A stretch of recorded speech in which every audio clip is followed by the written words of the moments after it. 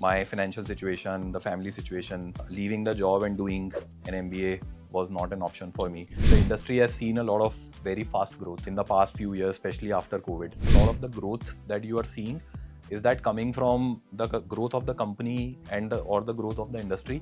I just feel like I was fortunate to be at GLG at that time, and GLG, like, it's a great company, it's very people focused company. A lot of firms in India are just looking beyond the Ivy League schools to hire talent.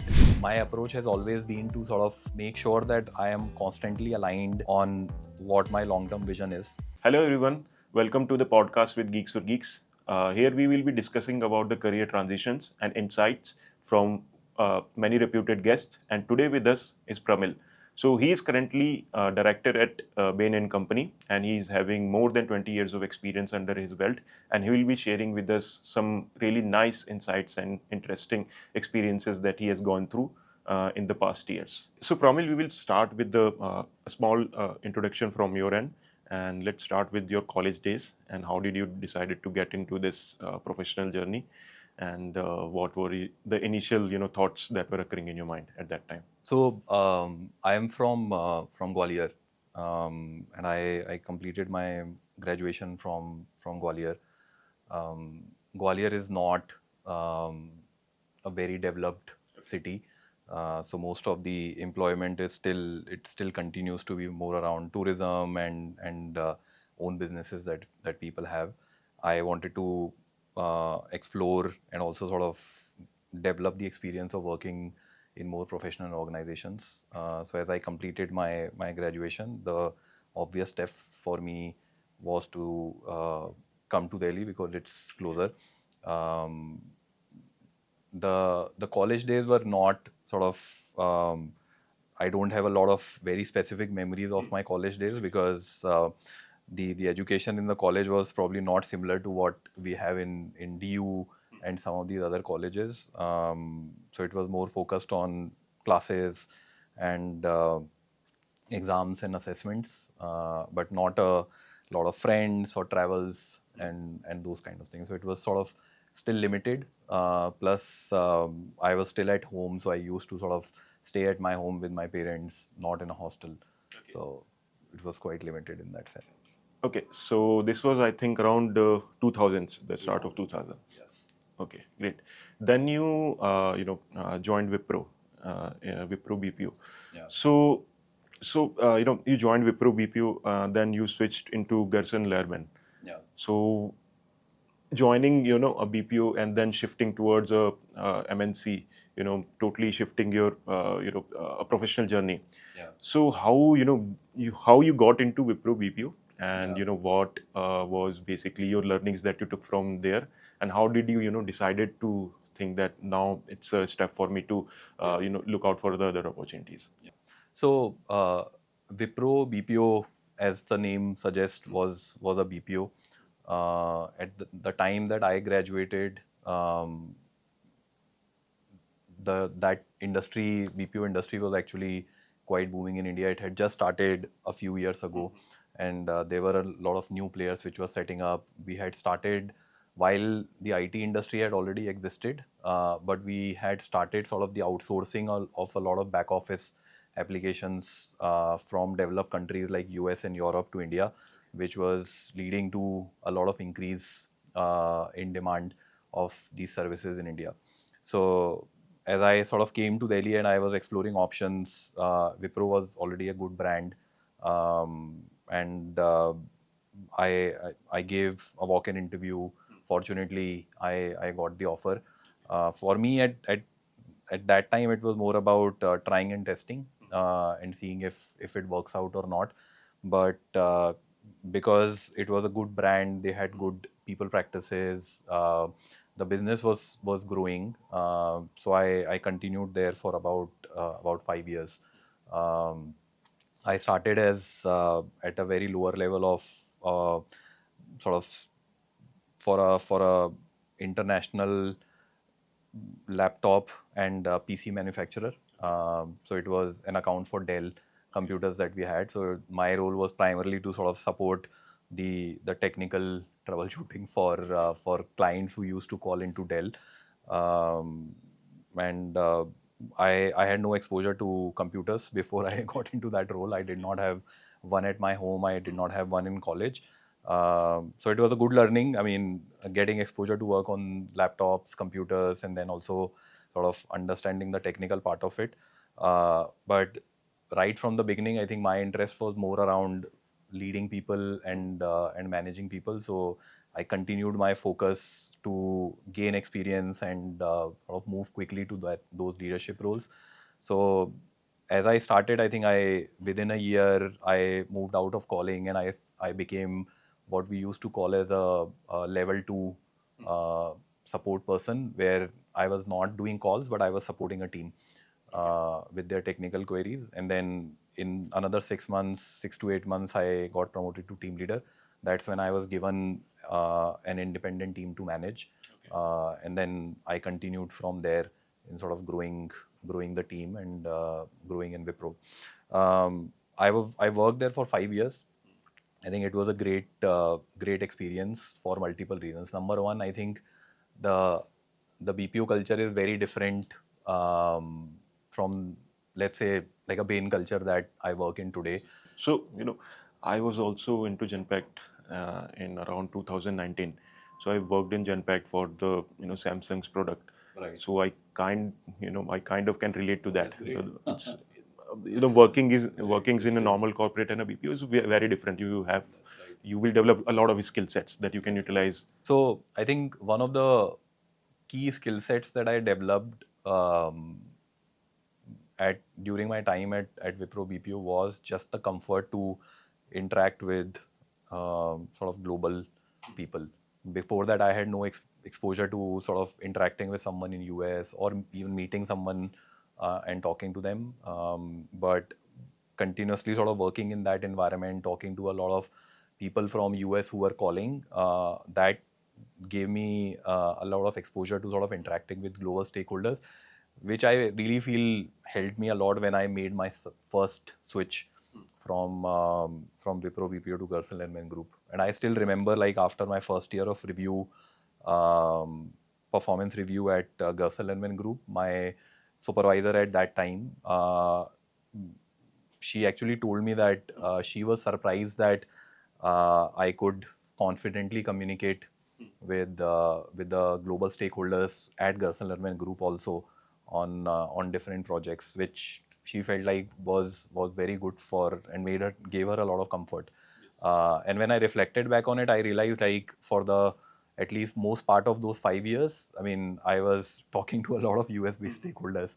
So in a way, that just became subconsciously comfortable for me. Okay, so Pramil, moving forward, while at the Wipro, you also did your executive non-residential MBA from IIM. Yeah. So what made you, to go for this decision, and how did you, apply for this? Because it's a very different from a regular MBA. So how come you made that? So 2-3 things. I think one, professional reasons. As while I was at Wipro BPO, I had the desire to learn more about business. I wanted to improve how I run operations, how I manage my teams, how I think strategically as a leader, to sort of improve the outcomes of the work I was doing. And as I was thinking about it, I felt an MBA would be helpful for me, but because of my financial situation, the family situation, leaving the job and doing an MBA was not an option for me. So fortunately, I think it was around that time, 2006 and 2007, when the IIM, I think it was the IIM Calcutta institute, which was the first institute to launch their non-residential sort of distance learning, as you can call it, those programs. And as I got to know about it, I applied for it. I don't know if there was sort of a very stringent criteria they had, but they did ask a few questions on why I wanted to do the MBA, what was I currently doing, how will I apply my learnings from the MBA for that program. So I applied for it. From my perspective, even at that time, I think I found it expensive, but I somehow sort of, because I wanted to do it anyways, I saved some money, and then I sort of paid my fees. So it was a 1 year program, and the good thing was that they used to have like 3 or 4 classes in a week, which were taken actually by the same professors who were teaching, probably teaching the same sort of full-time MBAs as well. So in a way, I mean, I felt like I was getting a great learning from while I was working. And I was able to sort of convince my supervisors at Wipro to just allow me time to attend the classes in the evening, because at BPO, my work used to start at evening. It was not like a regular 9 a.m. to 5 p.m. kind of a role. So that helped. And it was a 1 year program. They also had a 1 week sort of stay at IIM Calcutta, just to sort of experience the culture and the classes and those kind of things. So, and it really helped me a lot just to sort of build foundational knowledge about the different sort of topics around finance, marketing, HR, operations, strategy, which really helped me as when I started thinking about moving out of Wipro BPO to more of a sort of research and business based environment. That really helped me sort of crack the interview at Gersel Learning Group. So great, Pramil. So one thing people go for, when they are looking out for MBA, executive MBA or a full-time MBA. Yeah. So basically, they majorly are going to do that for the connections and the networking that they will have, Yeah. the kind of broaden horizon that they will be getting into. Yeah. So what's your perspective about that, and are you connected with your friends from that time right now or not? No, absolutely, and I totally agree with you. I think one of the core values of, or rather the value proposition of an MBA is not just sort of the post MBA campus placement and the learning, but also the network that it builds for you. And for me also, I think it was a great opportunity to interact with a lot of people who were doing the same program. And as we used to have classes at specific institutes which were sort of enrolled by IIM Calcutta within Delhi. There were a lot of other people who also used to come and attend the classes. So it gave me a lot of exposure, and especially, I mean, there were a lot of people who were working outside of the BPO industry. So it gave me a lot of exposure as I started talking to them, understanding about like what are some of the other kind of opportunities which are out there, what are people working on, how people are sort of growing in their organizations. Plus, at the same time, because a lot of people were in, like, not everyone was from BPO. In fact, very less people from BPO industry. It sort of did a lot of enrichment, like professional enrichment for me also, because I was interacting with people outside of my industry. So that gave me a lot of exposure about like how other industries work, what kind of roles are there, what do people do, how are they thinking about leveraging their MBA, and the learnings from it within their own roles in the company, which also gave me a lot of confidence and also a lot of insights. And so initially, I think IIM Calcutta did not give an alumni status to people who are doing this program. Not sure if they still done it, but most of the people who were part of my program, and then for later also, they created a LinkedIn group, which it still exists, and people are connected through it. So at least there is a small community which exists. People sort of are part of it, which helps. Okay, Pramil. So the next question, it's related to your shift that you had made after the Wipro. So basically, a lot of viewers who would be viewing this podcast and a lot of our users, they, want to know just if they are switching, from one organization to other, how to identify the skill sets, needed to make that switch, and where to look for them. Basically, if I'm working in an organization and I'm looking that now it's a time for switch, or how would I even find that time? Okay, it's a correct, period for me. So no, that's a great question, and I'll probably break this down into two parts as I sort of heard this from you. I think number one is the question around like what is the right time for people to switch, right? When should you think about switching? from an organization. So I think I can offer like 2 or 3 perspectives. Number one is, in general, early in our career, we sometimes don't very clearly know where we are going or where we want to go, right? A lot of the initial career decisions are generally motivated by compensation, right? We start working, and then in 1 or 2 years, if we get another opportunity which is paying us 20, 30, 40% more, we'll probably take the jump, and then we'll continue doing that. And once we get to about 8 to 10 years of experience, that's when we start thinking about, okay, what is it that I really want to do? What do I enjoy? What kind of people I want to work with? What kind of work environment keeps me motivated, and those kind of things.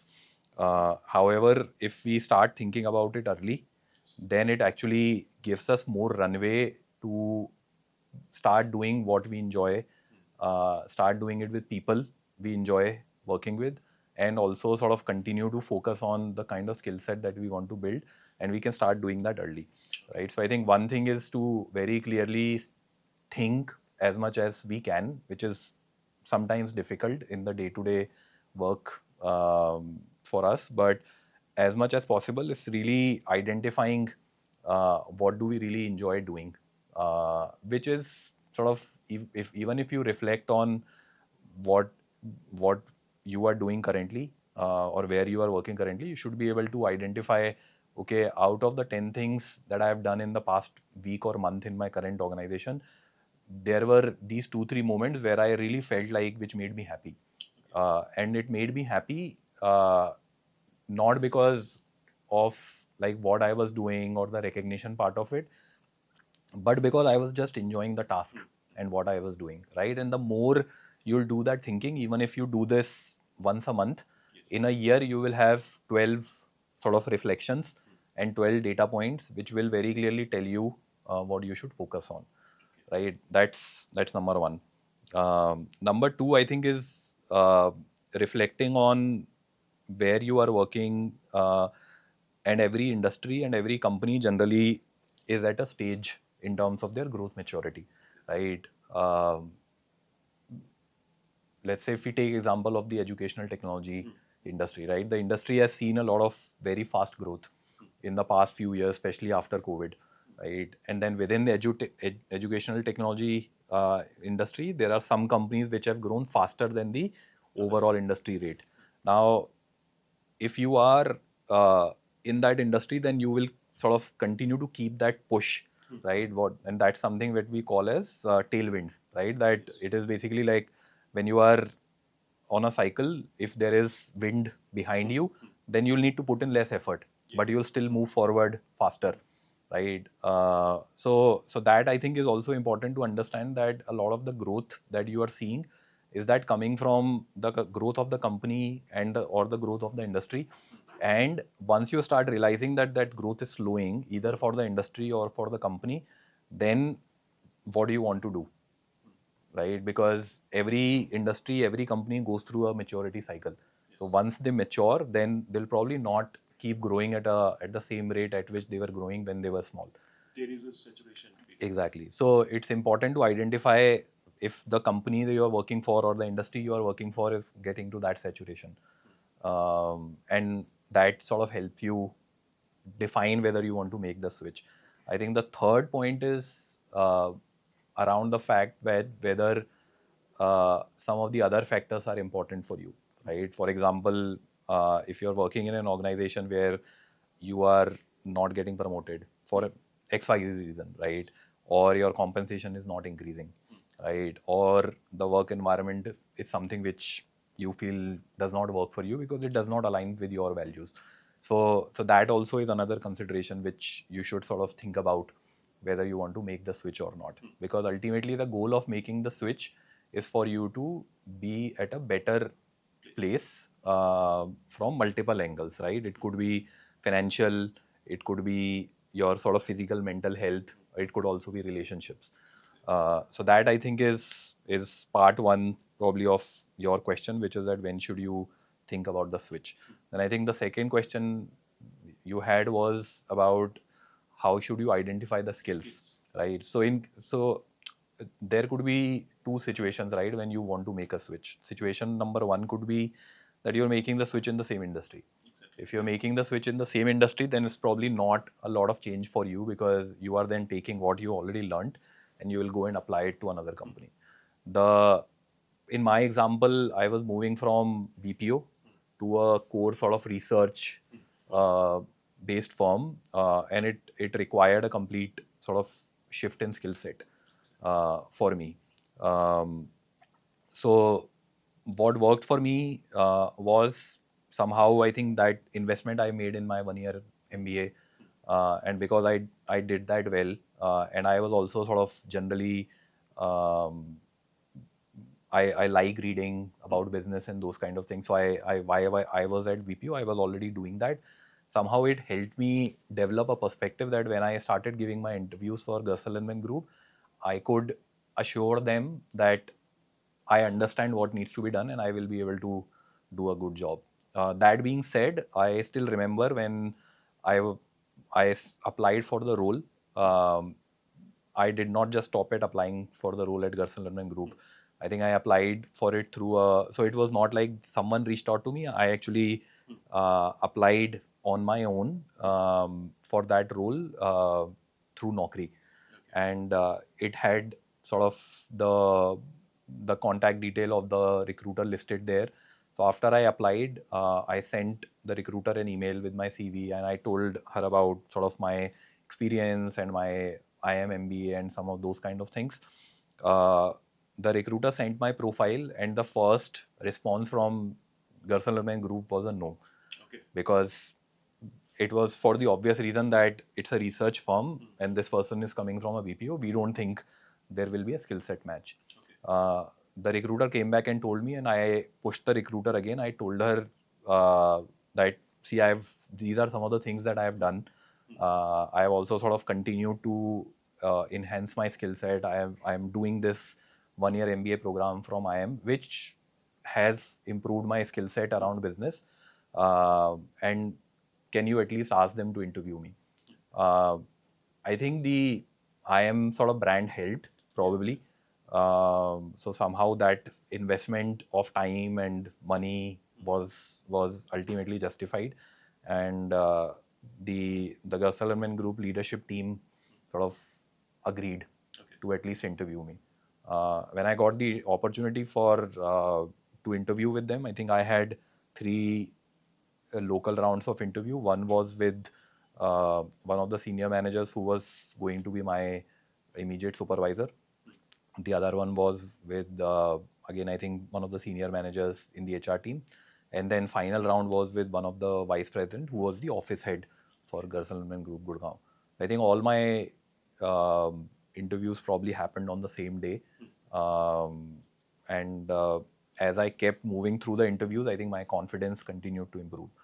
And then there was one final round of interview, which was which was with one of the senior VPs based in US, who was the head of the program. So that happened sort of just over a telephone call, which was more of a 10-15 minute get to know you kind of a conversation. I think the key, again, as I reflect back on it, as people are thinking about making a switch in scenario 2, where it's a different skill set, is one, very clearly identifying what are some of the skill sets that you bring to the table which would be relevant for the new role. So in my case, it was sort of 2 things. Number one was I talked about my IIM MBA, which gave me insight into the business process. The other sort of overlap I talked about was the fact that the role at GLG was also going to be sort of managing a small team of 8 to 10 people. So while it was research, but it was still research operations. And I was able to sort of frame my narrative around the fact that I am also, in my current role at Wipro, I am also managing a team of 40-50 people. So somehow sort of I should be able to take my experience of people operations and apply it into the new role at GLG. So it's more a question of sort of really thinking hard and identifying what do you bring to the table, right? I mean, people, that is somehow the most obvious question. which becomes even more relevant when you are moving to a role which is sort of different from your experience. So it's really important to think very hard about that, right? Just 2 or 3 things which are really compelling, which help people understand what you bring to the table. So that's great. We have a lot of users who are from basically who are into non-tech backgrounds and they want to get into tech. Yeah. So we get a lot of queries from users that I am from. These days this is a thing now that people from since my brother was he has done BCom.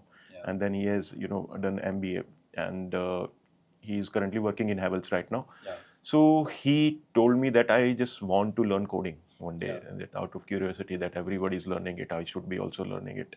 Yeah. So I told him that different ways that he can do that, and so so this is just a hobby for him. Now Yeah. for the people who are looking to switch their careers into the tech, Yeah. so of course it would be harder for them because they Yeah. had to learn new things from initial stage than to Yeah. apply that. Yeah. But I think that getting experience in the organization and just to know how an organization works, Yeah. basically it helps to Yeah. to place that if I'm learning this thing, it will Yeah. be implemented in this place, Yeah. and then this would be the result out of it.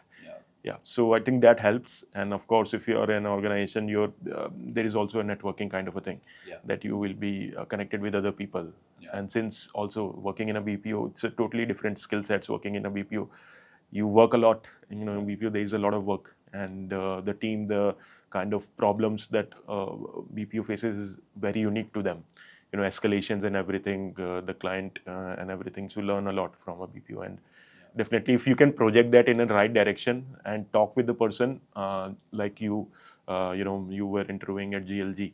So I think you must have used experience from that sort of stage of your career, and projected as I will handle it like this if there is sort of situation arises. Yeah. So definitely it's kind of culmination of what you are doing and where you want to go, and the bridge between that is the skill sets that are that you need to learn. So Pramil, so you moved to the GLG,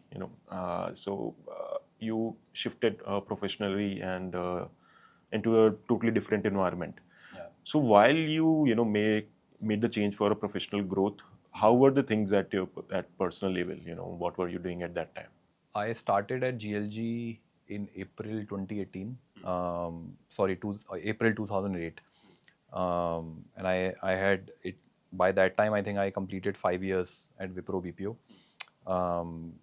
I was getting married that year later in November 2018 to my wife. Now we just completed 15 years of togetherness.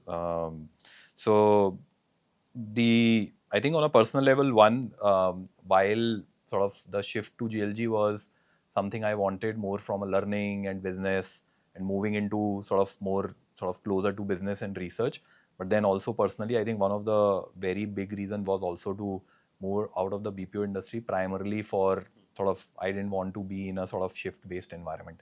I think the research and consulting firms, while they are also demanding, and they are sort of they require you to constantly upskill yourself and improve yourself intellectually, but they do offer sort of a certain predictability and balance also, right? So while I was at DLG, I started having more normal sort of work days of like at least I could sort of work during the day.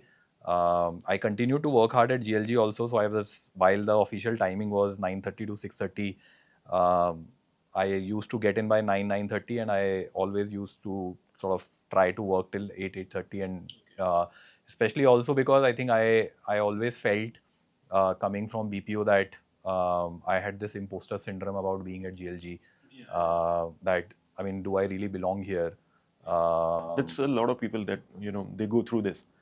Exactly. Whenever they are making career shift, or even if if someone is getting into a new job directly from the college, and they see everybody else they are doing their job with efficiency and everything, they're throwing jargons at you, and you are like, am I at a wrong place? Yeah, exactly. So I just wanted to prove myself, and plus I just felt like I because I had got this opportunity. I wanted to make sure I did not lose it, at least from whatever was in control for me.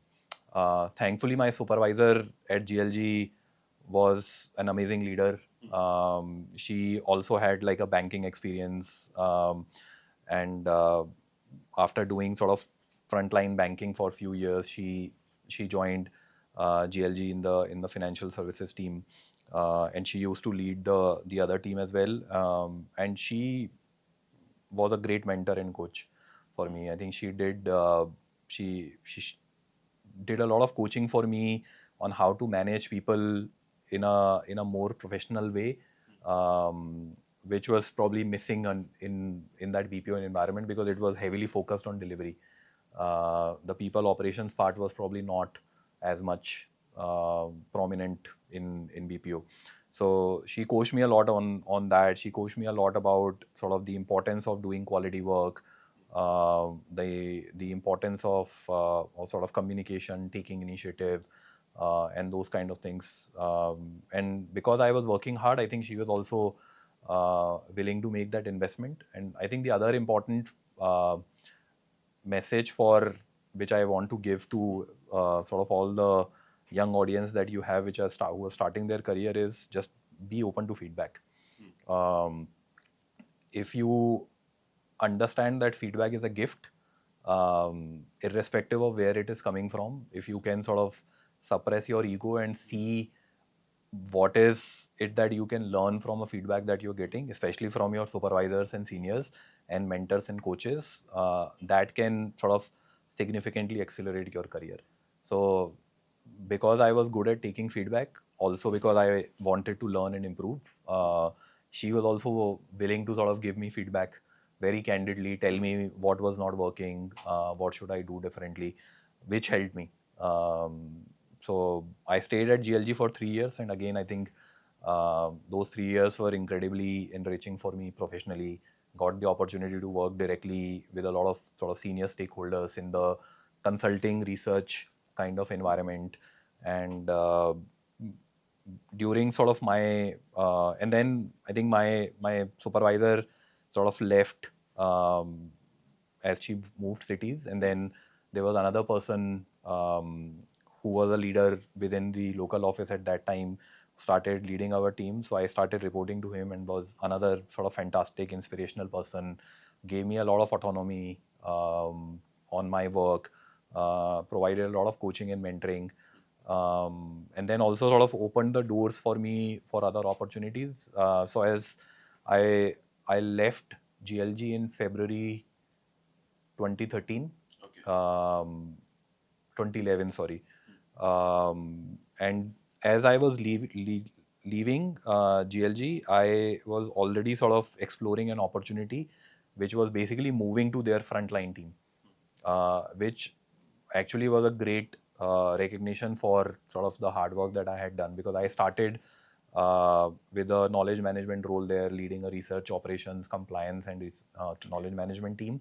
But after sort of 2.5 years, and as I started picking up other projects which related to the frontline work which GLG used to do, the leadership at the local office actually sort of they thought that I could also do that job. So I was interviewing for that role. I spoke to sort of one of the leaders for that new team who was based in London, but then somehow the Bain opportunity came, and I took it, and I moved out of GLG. Okay, so you were with GLG for almost 3 to 4 years. 3 years, okay. Yes.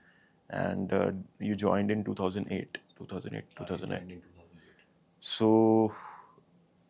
So during that period, the depression was going on, the Yeah. world depression. So Yeah. did what was, you were there in the market, job market and everything, Yeah. you were working. Yeah. So how, looking at from your perspective, how the Yeah. things were, because, I was just around 13, 14 years, and I used to see on news that Yeah. the market is going down, the market is going down. So how, from your perspective, how were the things? Yeah. So I think I'll share both the professional and the personal perspective. And obviously, the what was happening had a personal impact on a lot of people as well. Number one, I think GLG was an amazing organization. I think just for the context of the audience, Garsal and Men Group is an expert networking firm. What they do is they have over a period of time built a network of very senior leaders from different industries, and they onboard these people as their expert, right? Which potentially means that, let's say if today Rahul is an expert in edutech industry, Rahul can become a GLG council member, as that's what they are called. And the GLG's clients are generally premium sort of strategy consulting firms and investment banking firms. So when these consulting firms or investment banking firms are doing projects, they are they need to talk to people who are sort of experts in those industries to either get smart on those topics or understand sort of the workings of the industry. They will reach out to GLG and say that, hey, we are doing this project. Can we talk to 2 or 3 people in this industry? And then GLG will mine its database and they will identify, based on the request of the client, 2 or 3 people or maybe more, and they will share that list with client that here are some of the people who have experience in edutech industry. Let us know who would you like to talk to. So it could be one person, it could be multiple people. And then everyone, when they sort of become a council member to GLG, then they also offer an hourly rate. And they say that, let's say if I am ever invited for a 1 hour call with the client, here is what I'm going to charge in dollars, right? And which is generally sort of negotiated by GLG based on how much they are paying other council members, based on sort of similar experience and those kind of things. So because what happened in 2008 had an impact on the overall sort of market industries, it impacted investment banking and consulting industries. And then as a domino effect, it also impacted GLG and similar firms. So the business was starting to dry up. So it was a difficult time for the firm. However, at least as far as I know, in the India office, they did not lay off anyone. No one, at least in my knowledge, no one was asked to leave.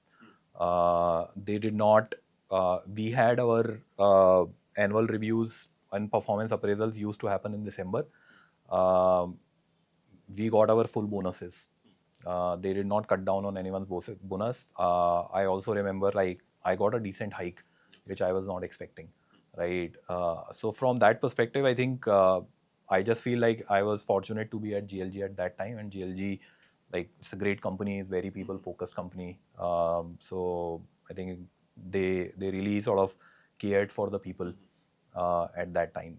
Personally, I think I started to get a little worried because I was getting married in November that year, and all that happened around the same time. I also had sort of some investments in mutual funds which started tanking. Thankfully, I had sort of cover, and then I asked for some help from my parents for a short period of time. But thankfully, I mean, because I was probably not in some of the companies who were either sort of significantly impacted or were closing down the business or had a practice of laying off people, I was not sort of impacted severely, either sort of financially or otherwise. So I would just consider myself lucky to be at GLG at that point of time. Okay, so the business was strong with GFG in the sense the sort of the structure that they have built. Yeah. Okay, great. So I think after GLG, you sort of shifted to Bain and Company. Yeah. And during that phase, we will go into Bain and Company. Before that, I just wanted to know, you were working with a non-profit organization, Yeah. Samasource. Samasource. Oh, Samasource. Okay, so Samasource. So what is that organization, and why did you join it basically? Yeah. Were you like detached with the world that I want to? Not exactly detached with the world. I was somehow feeling that I mean, I was in a corporate role. I always wanted to sort of do something to give back to the society, and I felt that just making sort of monetary contributions time and again was not sort of making me satisfied, so to say.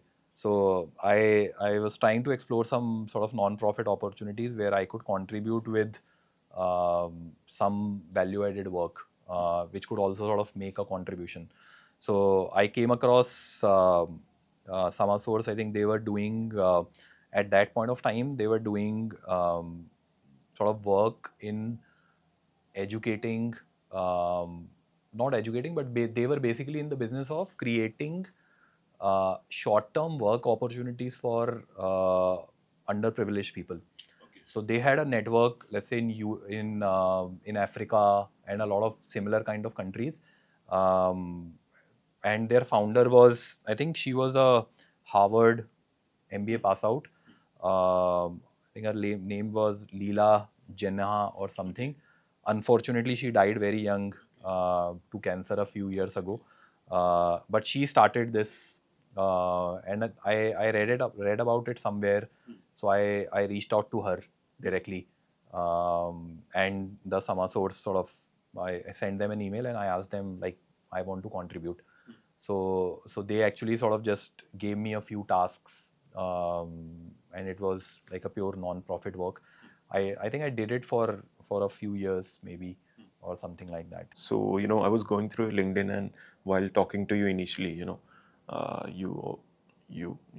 there was a sort of, pride in people that I've worked for this organization. And definitely, my dad was in army, and after he got the retirement, he sort of moved towards the non-profit organization and volunteering for different groups. So I'm, at a personal level, I'm also attached to that. So that's a great thing that you took some time out of your career and focused towards that thing so that it can benefit the greater good. Okay, so you moved towards the Bain and Company. Okay, so so tell me about it. Basically, how did you make that move? And you have spent around 9 to 10 years in Bain and Company, I assume. And how managed to stay in that role for so long? And apart from that, just tell us about small bits about what does exactly Bain and Company does. Sure. I'll start with that question first. So Bain and Company is one of the top three premium strategy consulting firms. The other two are McKinsey and Boston Consulting Group. So these three are generally called as MBB. That's how they are referred to in the consulting space. Bain started in 1973. It was started by Mr. Bill Bain, who was actually at Boston Consulting Group, and he wanted to start a consulting firm which focused more on results. So Bill Bain started Bain and Company in Boston in 1973. So I think it's been more than 45 years or maybe 50 years. Actually, we completed 50 years last year. Has continued to grow, and I think we are at more than 55 offices globally. In India, we have multiple offices in Delhi. We have one office in Mumbai. We have one office in Bangalore. Almost like 20,000 employees globally. I think the beauty of Bain and Company is the culture. So Bain continues to be ranked number one, like number one consulting firm in sort of multiple forums. So Glassdoor, Vault magazine, which is a consulting focused magazine. So I think for year on year, for multiple years, Bain continues to be number one employer. And the whole reason behind that is like it's just a very special place when it comes to sort of taking care of its people. I think the environment and the culture is highly people focused. As sort of people started understanding, so for example, like the discussions around diversity, equity, inclusion, unconscious bias, and those kind of things, we have started hearing now at Bain. I think we have already been training our sort of leaders on these things for, I think, many years now. So I think when it comes to developing people, nurturing people, taking care of people, I think our processes, our sort of focus on these kind of things just continues to be very exemplary. So that I think is one of the reasons why I've continued to stay at Bain. And a lot of people who join Bain, I think, find it very hard. And even if people like, I run a global analytics COE at Bain, and because analytics is a hot skill, there are a lot of people from my team who go to other teams, and they generally sort of leave at fairly high compensation. And even after leaving, they will always say like, we miss the culture, right? So I think somewhere, I think Bain, despite the fact that it has grown so much in the past 50 years, somehow has always managed to keep the culture intact, which just continues to make it such an amazing place to work, um, from a sort of for any employee. Okay, that's great. So I was reading about Bain and Company, and I totally relate to that. Basically, I read a lot of testimonials from employees and everything, that the place is very nice to be at, and a lot of things are provided. So how did you get into the got into the Bain and Company? So Bain and Company, I think it happened by luck. I did not actively apply at Bain. I was, in fact, I think it was probably uh, November or December of 2010, and I was actually in my hometown in Gwalior on a short sort of just weekend trip to visit my families. So I am the only child, and my parents were based in Gwalior. So me and my wife were visiting my parents, and funnily, I was with my wife and another friend from Gwalior. I was at the Gwalior Fort when I got the call from a consultant. And she talked about Bain, and honestly, at that time, I did not know what Bain was. I mean, I knew that GLG works with consulting firms and investment banking firms, but my role at GLG was not sort of related to front end.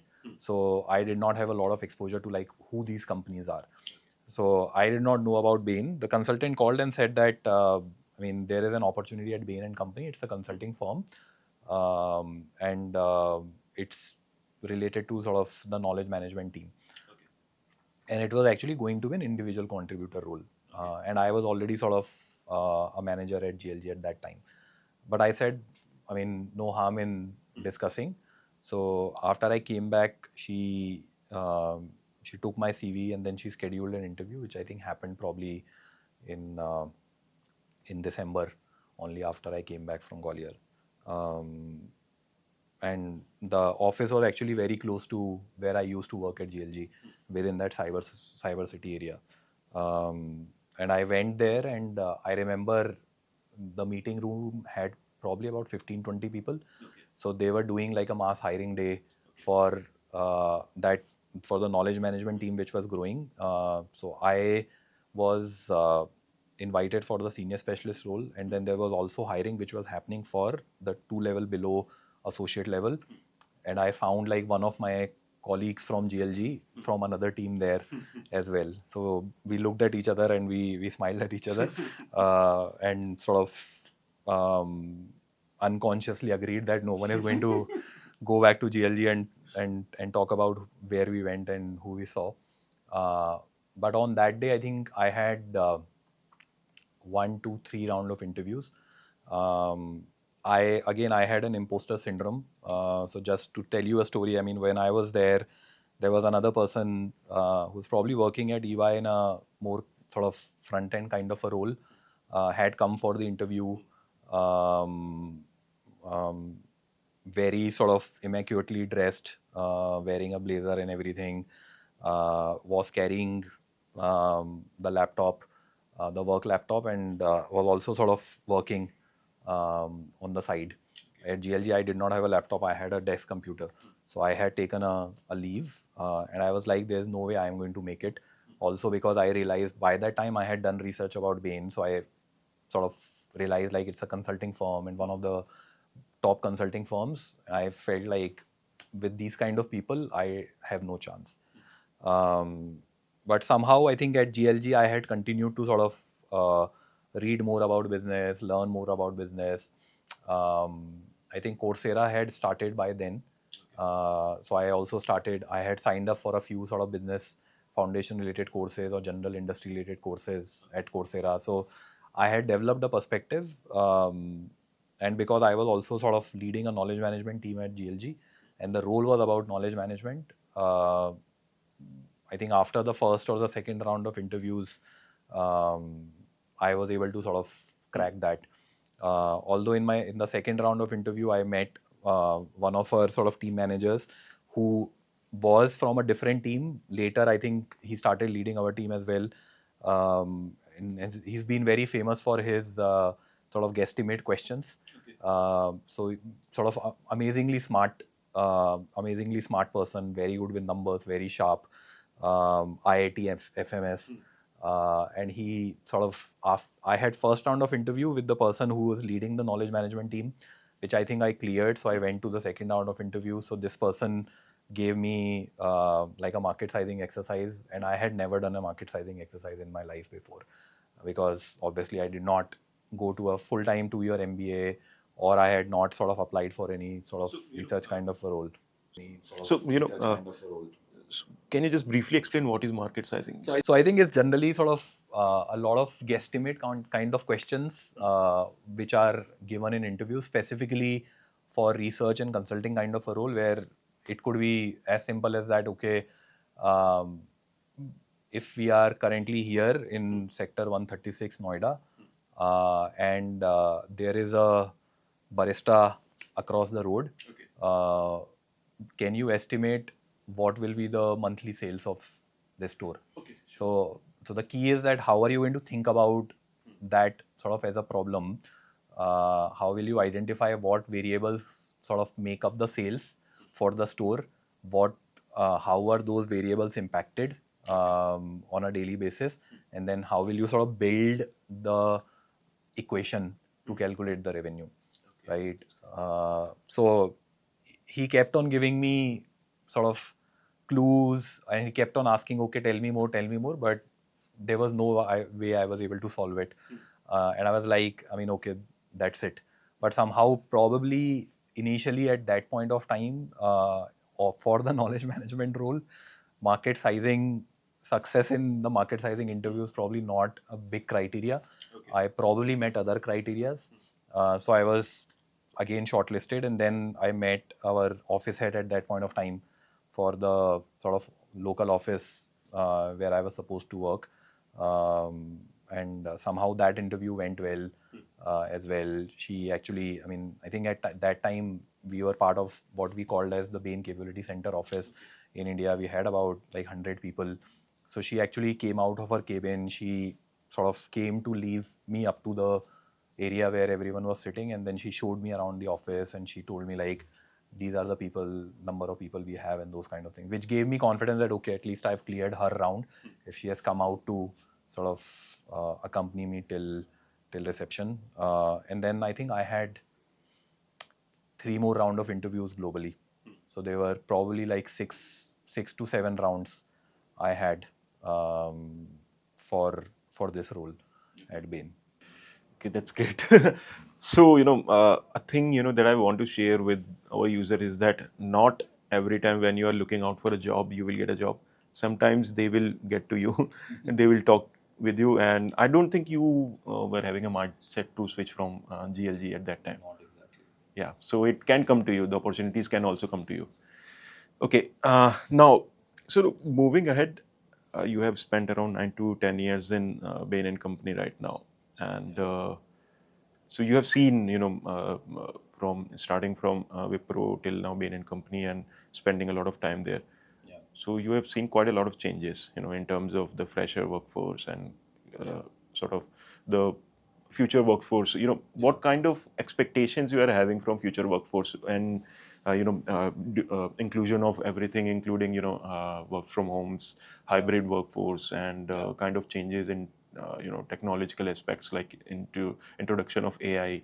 Yeah. How do you think down the line 5 to 10 years, what kind of ideas that you are having that this is what we can expect from the Gen Z or the new people who are joining? Yeah, no, that's a great question. And again, I mean, it is my personal opinion, not something which is sort of a Bain and Company perspective. I feel like in the next 5 2 years, we are already seeing this, but in the next sort of 4 to 5 years, um, the expectations will probably continue to be the same, from like what managers and supervisors will continue to expect from the workforce. I think they'll continue to evolve in line with how uh, the business landscape and the technological sort of infrastructure and the society around us is evolving. But a few things which I think may happen. Number one, I think there will be a lot of focus around people's ability to upskill them quickly, because we are already starting to see the trend, which has started coming in. A lot of companies have started talking about it, which is the fact that now a lot of firms in India are just looking beyond the Ivy League schools to hire talent. Right now, obviously, I think having a good brand on your CV always helps, especially for specific roles like consulting, where when a firm charges client a premium, the client also asks that, okay, who is going to be on the team? So you need sort of that premiumness of your team to justify that premium in the fee that you're charging the client. But then at the same time, I think a lot of firms will sort of start looking at talent beyond the premium things. So what will and the technological landscape with AI coming in, and those kind of things, I think the quick upskilling and for people to learn skills quickly will become very important, right, in the future. So people who will succeed will be the people who can learn new skills quickly, right? We are already seeing this, like since ChatGPT has launched, in custom GPTs, AI, and those kind of things have come in. People who have learned these skills quickly have become much more productive and are delivering much more value in their roles and in their organizations than people who are probably not still as proficient in that. I think that's going to be number one. Number two is going to be the fact that collaboration and ability to work in teams will become more and more important, because in India, and I'm talking about the environment in India, like I think by 2030 we'll probably have about 24 to 2500 global capability centers in India. Currently, we are at about 1600. We'll probably get to around sort of, or maybe even earlier. What is global capability? So, a lot of firms from US, Europe are shifting their bases in India to sort of take out a lot of operations from high cost places and setting it up in India, right? And as I was talking about sort of the BPO revolution, I mean, that was before that, I think there were IT services, but then not a lot of other operational processes, right? BPO was like I was in technical support. But now I think over these 15-20 years, we have also sort of established our credibility in the country, that we are able to sort of not just do technical support kind of work or IT work, but we can also sort of do complex manufacturing, and also complex sort of knowledge-based tasks. And a lot of that shift is now happening, and which is why a lot of US-based and Europe-based companies are now shifting their centers to India. And that will help our people because it creates that opportunity. But then it also requires people to be able to work in teams and collaborate better, because it requires sort of working in projects and those kind of things. Number three, I feel, is the ability to work in a cross-cultural environment. That I think is another shift I am seeing. And also, maybe 20 years ago, it was sort of even a dream for someone in India to be leading a team in US, right? But that's a shift that we are seeing now. Like in at least I am aware of companies like Bain, which have a meritocratic environment, which do not believe in where you are sitting, but believe in whether you have the skill set or not. There are people in India who now lead teams of people who are based in Europe and US, right? And to be able to do that successfully, you need to have that cross-cultural understanding of sort of how people work across different countries and different cultures, right? So that I think is going to become really important. Number 4, I think, is going to be creativity.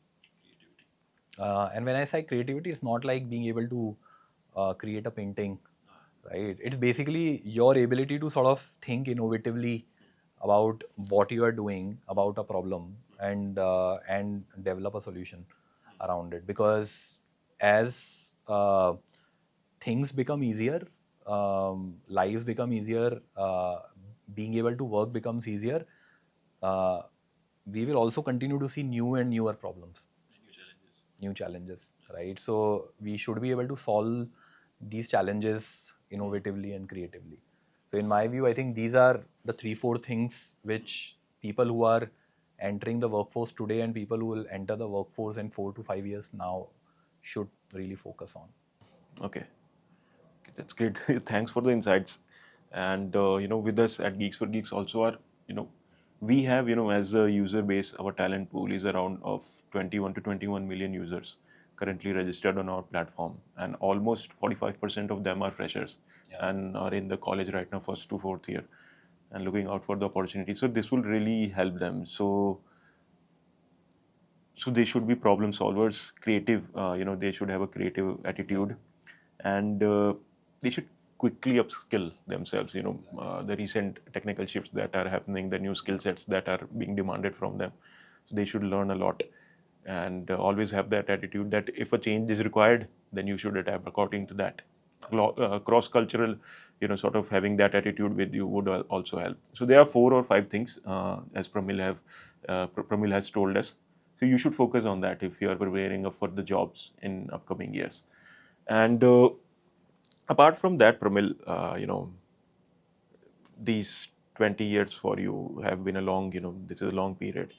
And starting out, as you told, you got married in 2008, 2009. And you started working in 2003, 2004. Yeah. So, all this professional work and everything, how do you manage your, sort of work and professional life? Because it's a really sort of burning topic right now to manage work-life balance and everything. And that comes in between, because when you are at a position that you are currently the director of Bain Company, so it becomes a really essential part of your life to manage both things, with responsibility and credibility and accountability. So how do you do that? Yeah, happy to talk about that. I think the caveat that I will share is that again, as I said, Bain is a very different firm. It does not believe in sort of that command and control method of managing people. And my role gives me the flexibility to sort of design my day. So I want to sort of, I'll talk about how I do it, but then I also want to sort of clarify that because I am at Bain and I may be in a different situation from someone who works probably in a firm where they have to be there from 9 to 9 or 9 to 6 or whatever that is. But in general, I think as you grow in your career, your portfolio grows. And what that means is that you start getting more and more fragmented, right? Which is that when, let's say, you start your career in let's say in an IT company, you are doing coding, you are on a project. As you grow from one project, you start handling 2 projects, 3 projects, right? Then as you further grow, you start handling multiple projects, but then you are also responsible for 2 or 3 developers or 2 or 3 other people who are coding for you. Then that span continues to grow. The projects may also increase, or they may become more complex, and then the number of people that you have to manage also sort of increases, and which also means that you are not only sort of talking to many people who are part of your team, but then you are also talking to multiple different stakeholders, right? So that continues to sort of expand, and it creates a lot of fragmentation for you. So the key thing is that a lot of times that is where I think people start feeling little burnt out, right? Which starts happening not because you're working for 12, 14 hours. That may be the case as well. Obviously, I mean, if you're doing it consistently, but then when you have so much fragmentation in the day, even if you're working for 10-12 hours a day, you can actually feel sort of much more drained than you would be if you would not have so much fragmentation. Okay. Right. So I think a few things that I try and do is, number one, I think my role offers me the flexibility to manage my day. Right. Okay. So the success in my role is defined more by the outcomes and the results. Okay. Right. And not sort of the number of hours. Obviously, I mean, I have to put in the number of hours which is expected. But then at the same time, the greater focus is on outcomes, right? Which gives me the flexibility that, let's say, if on a given day, if there is something that I need to take care of with my family in the evening, I can ask my stakeholders to shift the call, right? Okay. Or do it later, do it earlier. Let's say on a specific day, if there is something that I need to manage at home in the evening, I can also start my day early. Let's say I can, instead of starting at 9:30 or 10, I can start at 8 and I can try to wrap up early as well. I can inform my team. So a few things or tips which I'll tell people across all levels. I think number one is always do some planning. One of the major sort of gaps that I also hear from a lot of junior team members is that they are actually not really thinking about, okay, here is what I am supposed to be working on for the upcoming week. Okay. And let's just focus on week. Let's not talk about month and quarter and year. They are more like at that level and that time frame. It's more about thinking about goals, not about specific tasks, right? So think about, on a Sunday or on Monday, think about like what are some of the things that you are going to focus on in the week. Try to keep it as much sort of sacrosanct and intact as possible. Okay. By aligning weekly with your supervisor that here is what I am going to focus on. Is there anything that you want to add or remove? That will ensure that if something gets added by your supervisor or any other stakeholder, you can actually tell them that, hey, I am already working on these things. Is there anything that you want me to stop working on or deprioritize so that I can pick this up? Okay. Because obviously I can't sort of work on everything at the same time. That I think is number one. Number two is very consciously taking a call that when you are thinking about projects, initiatives, or any extracurriculars within your organization that you want to work on, what do you want to say yes to and what do you want to say no to? Okay, set clear boundaries. Exactly. Because a lot of times just saying yes to everything will get you into a situation wherein suddenly you will realize that there is so much to do and you don't have enough time for it. Right? So in general, I think, and this, I'm just quoting this from one of the books that I've read. It's called Great at Work. That prioritization and focusing is really important, and the key is to sort of do less and then obsessing about it. Okay. Right? So which basically says that identify the top 2, 3, 4 things that you can really do a great job on in the time that is available to you, and say no to everything else. But once you have identified those 3, 4 things, then go all out on those. Right? Do a really great job on those.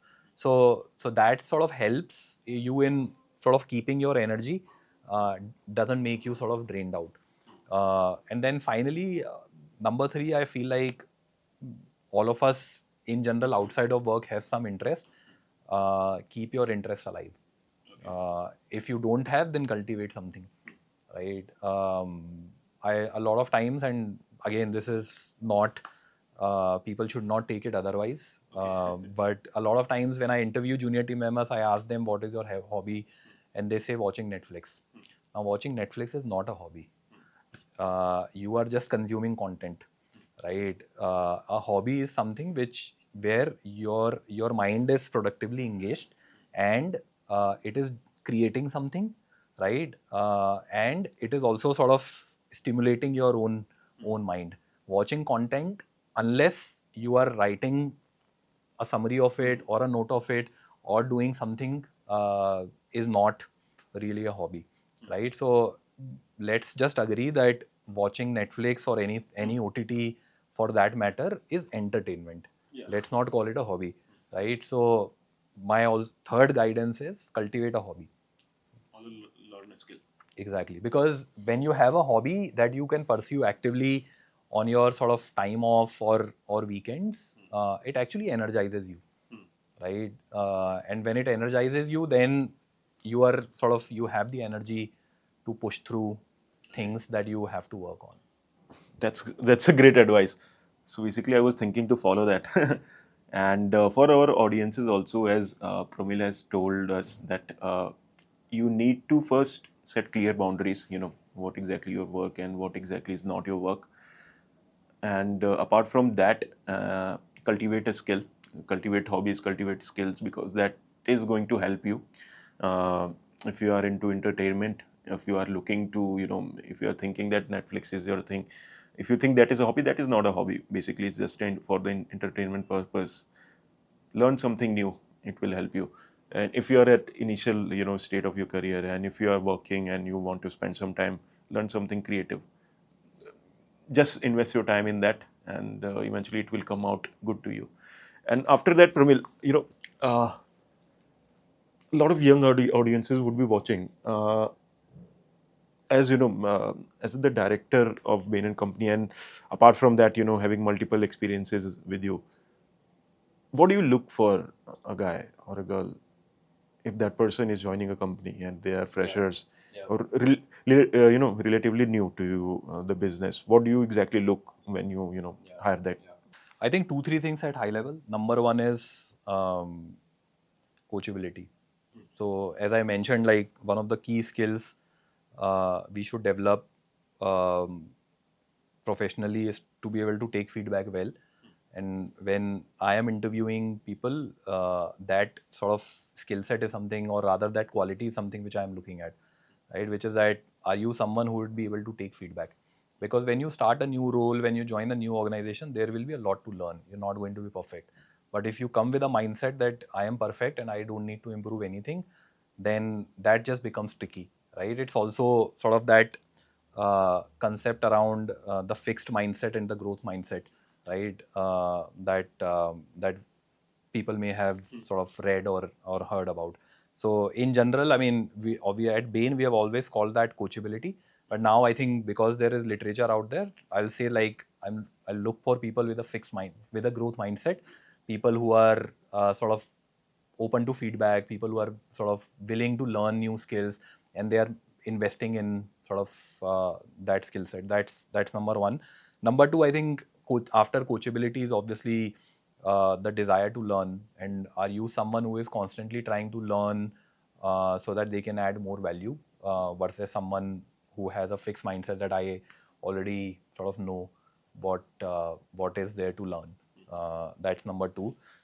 Number three is very important at Bain, and I'm sure it's also very critical in any sort of project-based environment, is the ability to work in a team in a collaborative manner, right? I would rather have um, a decent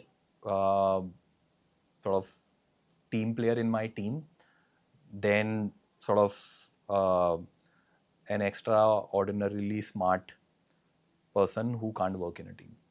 Okay. Okay. So basically, you would be looking for a person who is a team player and contributes to the team, gives ideas, initiatives, and also has sympathy or empathy for the other team members. Okay. So these are, for the Gen Z audience that we have. So these are all the terms that they listen to, team collaboration, working in an environment, not an individual player. So these are actual, the skill sets that people are looking for right now if you go for a job opportunity. So these are not just some buzzwords. So yeah, कुछ pointer है? ठीक है?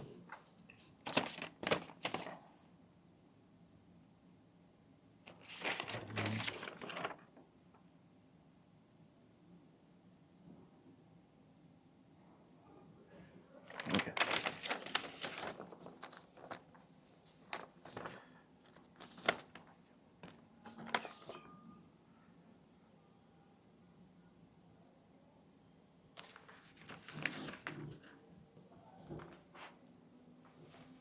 Okay, so Pramil, starting from your initial stage, in GLG and then in Bain Company, you have had multiple opportunities to lead team and be a leader.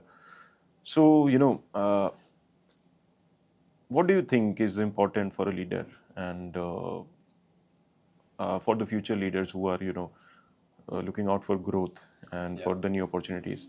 So what do you think they should? What are the things they should focus upon? Yeah, I think the most important thing to understand for anyone who wants to lead a team today and in future is the fact that you cannot lead a team with command and control today.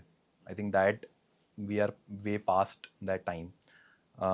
If you want to be a successful leader today, then it has to be focused around respect and trust, right?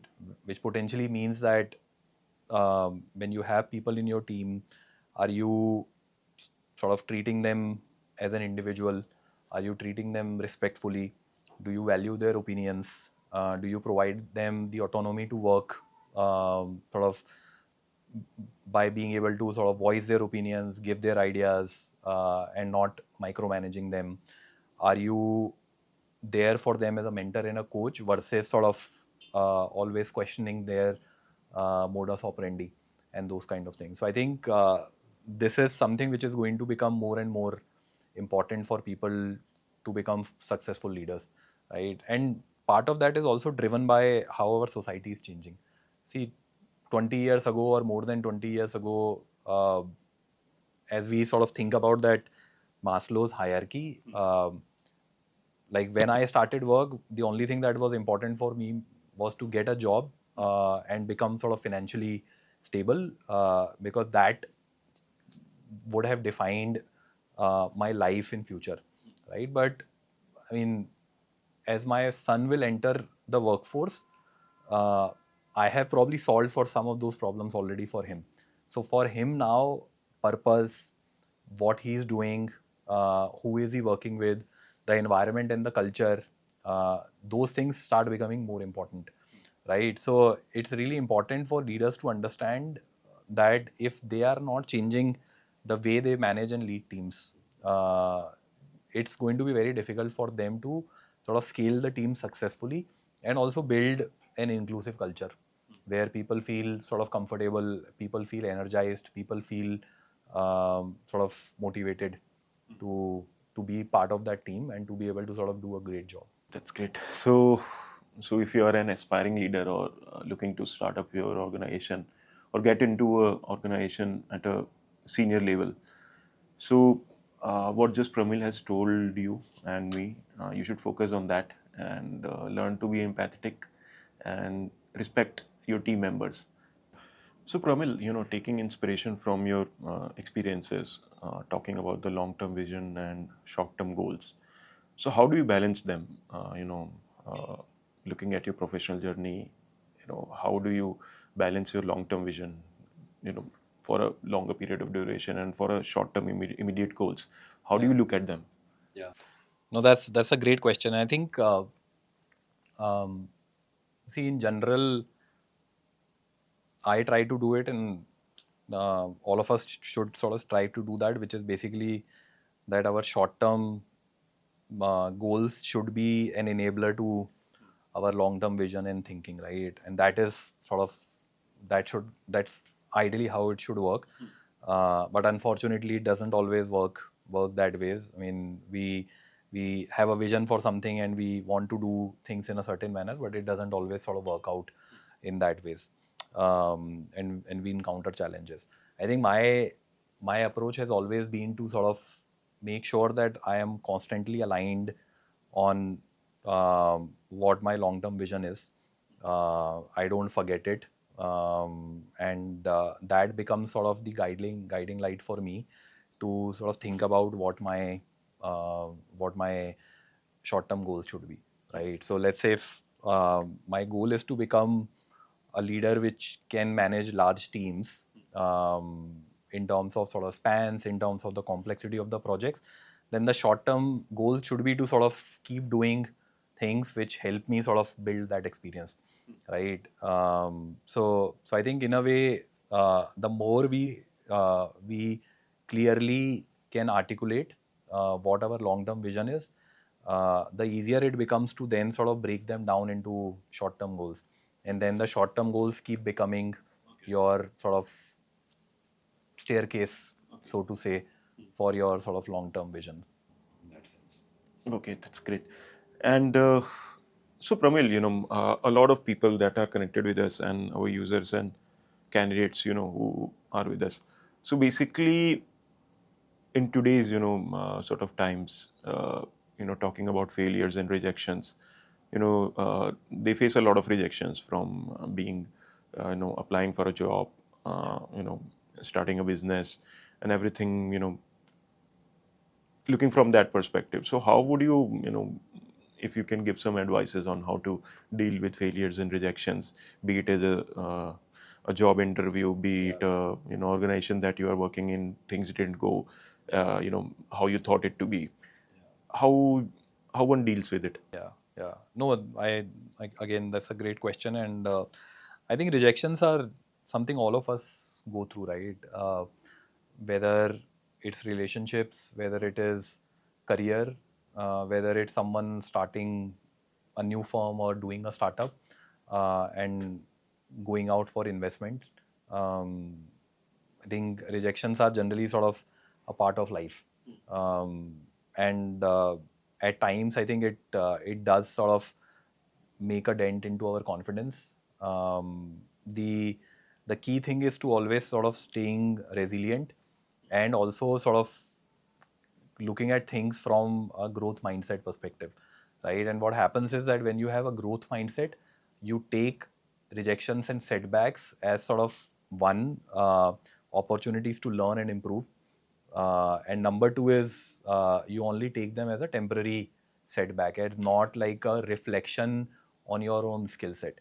And I think my sort of guidance to all your young sort of or sort of audience across all age groups and experiences will be to one, not sort of take rejections uh, as a projection of your own skill set and capabilities, because that sometimes becomes easy. If we get rejected, we may feel like, am I worth it, should I really be doing this, and those kind of things. I think really assess and do some reflection coming out of that situation, not trying to do it within that situation, because if you do that assessment being in that situation, then you will always feel that uh, you have failed because you don't have that skill set or whatever that situation is or whatever is required, right? So I think that is number one. Number two is always take learnings out of the rejection. I mean, I'm sure people would have read a lot of stories about startup founders sort of applying to hundreds and hundreds of VCs before they got their first funding, right? But then I'm sure people who were eventually able to get funding were people who once stayed resilient, and they did not give up after sort of that 99th or 199th rejection. They continued and they kept on going. And number two was, I'm sure if they were rejected 200 times, at least 20 people would have probably told them what did not work, right? And then the feedback, if you sort of take feedback from those 20 people and you really apply that, right, and continue to improve your product, then eventually success will come, right? So I think it's just keeping these two things in mind. One, do not relate it to your own self-esteem. Don't take rejection as a reflection of your sort of capabilities, personalities, and those kind of things. Keep it separate. Just keep it as a situation which happened. It's like you are walking on the road, and sort of there is a stone, and you stumble. You don't sort of like, all motivational sort of quotes will tell you that you get up and you keep walking again, right? So keep doing that. And number two is reflect and take feedback that next time, what will you do differently, right? So I think I'll leave the audience with these two guidances. Okay, that's great. So, guys, so this is the last phase of the podcast in which Pramil will share some insights and some motivational things for you that you can work upon and learn from them. And if you want to connect with Pramil, his LinkedIn, uh, you sort of ID would be mentioned in the description of this video. You can connect with him directly and ask if you have any doubts. And don't just go and send a lot of messages to him, and just wait for his reward. Yes, Pramil. So, is there any sort of remarks Yeah. that you will be sharing with our users today? Yeah, absolutely. Um, I think I'd just like to leave the audience with a very sort of high level thought, which is one, it's at a macro level, and one is at sort of an individual level. I think starting with the individual level, I just feel like I come from a very normal educational background. I did not go to an Ivy League educational institution. I feel I should have tried harder in my education. But then at the same time, as I reflect back on it, I mean, that's the opportunity which I was not able to sort of take up at that time. But then I really feel like um, over a period of sort of so many years with hard work, taking feedback, taking initiative, I've been able to grow in my career. So I think one sort of advice for all the audience, and especially people who are starting their career, is the fact that don't worry about what has happened in the past. Your past, your family background, where you come from, which city you come from, what is your educational qualification, that is not going to define who you will be in future. What will define who you will be in future is sort of what are you going to do differently from today, and the hard work and the efforts that you are going to put in for sort of in the years to come, right? That I think is one message at an individual level. The second message is more at a macro level. As I reflect back on my journey, I feel um, I've been sort of lucky in many situations, being at the right place at the right time. But at the same time, as I reflect back on it, I also see like a great India story. Like I come from Gwalior, which is a tier 2, tier 3 city, and I know that a lot of people I know have come from sort of similar kind of sort of tier 2, tier 3 towns, moving to metros and working here, and they're sort of doing well in their career. And this is just sort of a testament to the growth our country is seeing, and it is only sort of getting started, right? As I was talking about earlier, that initially I think we were doing IT sort of services export. We were doing the back office sort of basic back office services export. But now I think we are not only doing complex knowledge tasks, we will be doing complex manufacturing, right? I mean, we have already started sort of manufacturing for sort of Apple, iPhones, semiconductor manufacturing plants are being set up in India. So I think there is a lot of opportunity in India which exists now, and which will continue to accelerate in future, right? So that I think is something which just I really feel like it's a great time for people to be in India and explore and take advantage of this opportunity, especially in the services sector. And one bonus tip for me, which I want to share with users, especially who are young, is to sort of continue to invest in your family and relationships.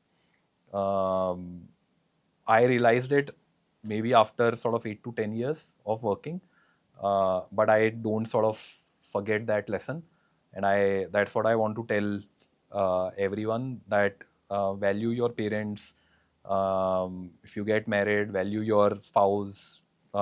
Take out time for your family. Take out time for your sort of kids, because ultimately, um, when it's time for you to go, it is not going to be the CEOs or probably the VPs of the companies that you worked for 20 years ago. It's going to be your family, which is going to be your side, right? So never forget that part, and always sort of keep that in mind. Okay, great. So, Pramil, just another thing. Uh,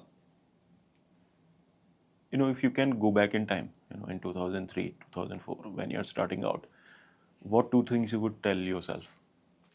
The two things I'll tell myself, number one, I think will be to continue to explore more. I feel like initially when I started in 2003, I started with BPO because I felt that because of my background and my education, that's the best I can do, right? So one thing which I'll tell myself if I could go back is that having the confidence to sort of go out and reach out to companies and people for work which I could do, and not just feel that because I don't have the a premium education, then those opportunities or I only have limited set of opportunities. That I think is one. And then I think number two will be continuing to invest in my learning and education. I think I started it with a specific reason in 2007 and 8 when I registered for the IIM program. But ideally, I think I should have started earlier. Okay, that's great. That's a great advice. So, so guys, you have heard what just Pramil said. All the things that you should be focusing upon, and if you're starting your journey, or if you're a professional and are looking to shift your career towards a different industry, or even if in the same industry. So there are some really nice tidbits of the information in this podcast. You can listen to it again and take a note of everything that Pramil has said. And again, we are Geeks for Geeks, and we are always looking to bring some guests who can add value to your life and your professional journey. So today with us was Pramil, and thanks Pramil for coming on this day and sharing your thoughts with all of your audience. And I know was tough for you to travel that far, and definitely, but then again, on a better perspective, it's going to help our people. No, absolutely, and thank you so much for inviting me. And it was great to be on this podcast and share some of my experience and lessons with your audience. Thank you. So, guys, stay tuned for the next episode, and we'll be back again with some really amazing guests. So, till then, you can check out the description and send messages to Pramil. And if you have any doubts, you can ask him.